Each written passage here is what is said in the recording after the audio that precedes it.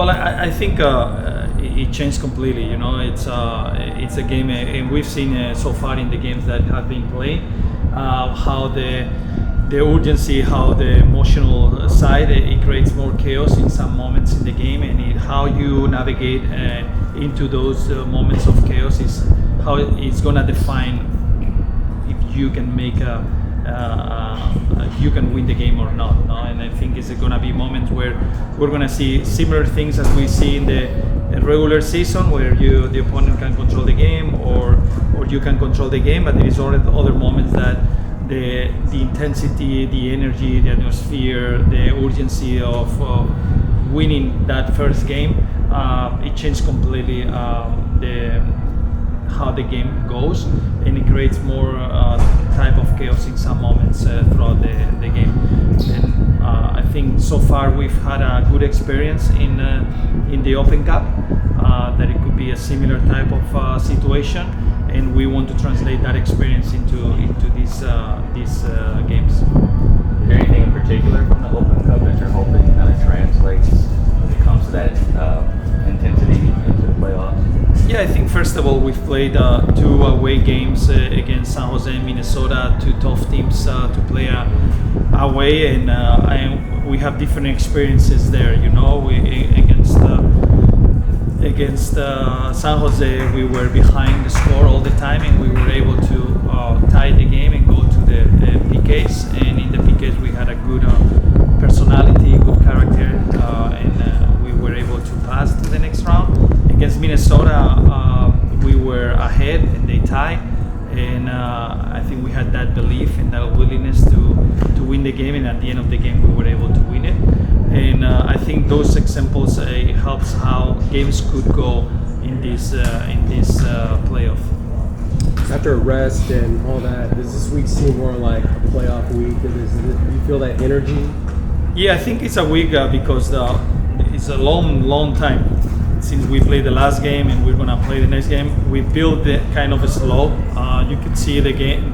Every day, it was a little bit more intense. It was a little bit more locked in, more focused, and it's because the game is getting closer. You know, this is why we did that schedule that we did in order that to have two days where we put everyone in a good position. Day off, and then after attack these 4 straight days of training to everyone can lock in. But it's a different type of build up throughout these weeks. That's for sure. Can you play? And we've seen in the playoffs so far, the higher seeds do the majority of the winning.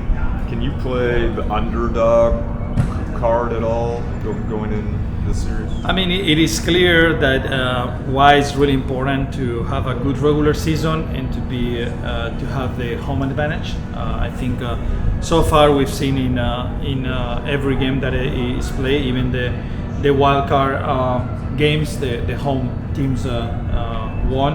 And I think if I'm not wrong, everyone so far that play at home won the game. But this is also.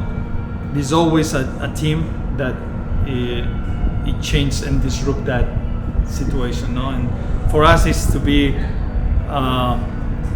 excited about it and focus about it. To be one of those teams that it changed the narrative of this series so far.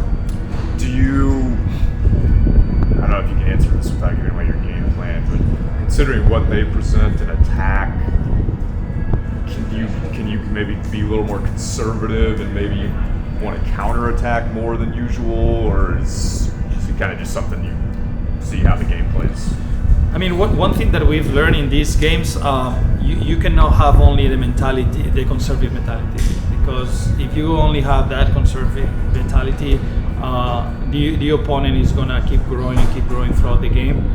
We need to make them feel that we can threat them, that we can punish them, that we're going also there to score and not only not to concede. I think we have to have a good balance between the moments where we need to control the game without the ball, and then the moments that we have to be on with the ball and and show them that we can also manage a good game away there on the attacking side. Do you do anything different traveling wise because it is the playoffs and you want to get there early, or is it important to keep your same traveling routine? Well, I think when we go there, we try to have our own routine. We want to use the day of tomorrow to finalize, to work some things and have that private space here. As we go to the west, we earn 2 hours, and then we arrive there early, like around 4 something p.m. Then it's like we have time to rest, and it's not a big deal to go a day earlier, and then we can also be with the families here and stay with them, and I think it will help to us to prepare well the game. You talked about ramping up practices as the day was going on. Is that something that you learned that this team responds to the best this season, or is that just something that you've always done in your coaching history? Well, I think it's important that this type of games, of course, there is a lot of game plan component that you can work throughout the week, but you also can work throughout the week different things that are important in the playoff or these kind of games that are not as tactical as people think, because sometimes in these games the atmosphere is so difficult from the outside, us to help the players from the outside, and it's more players leading type of inside of a game plan, but they have to take ownership in these games, and we can help from the outside in some moments where we can grab a player and explain something. We can do it in a halftime, but throughout the game it has to be a lot of player oriented, how they're going to approach those situations, because it is difficult to connect from the outside because it's so loud in those games, and playoff is a different animal. And in this and the chaos and everything is how we help them to navigate on those situations. Who is a player that you lean on? I mean, I think there is we have leaders there like Brad, the back line, anyone in the back line I think do a good job. Brendan, Esbato, Julio, when they've played, they do a really good job on that. Ilya in the midfield, Danny's taking that step forward on helping these players in front of them. I think those are the players a little bit that can help you because they are in central, they are in the middle, and they can reach to everyone around. I think that the players that always help the team to navigate into those moments.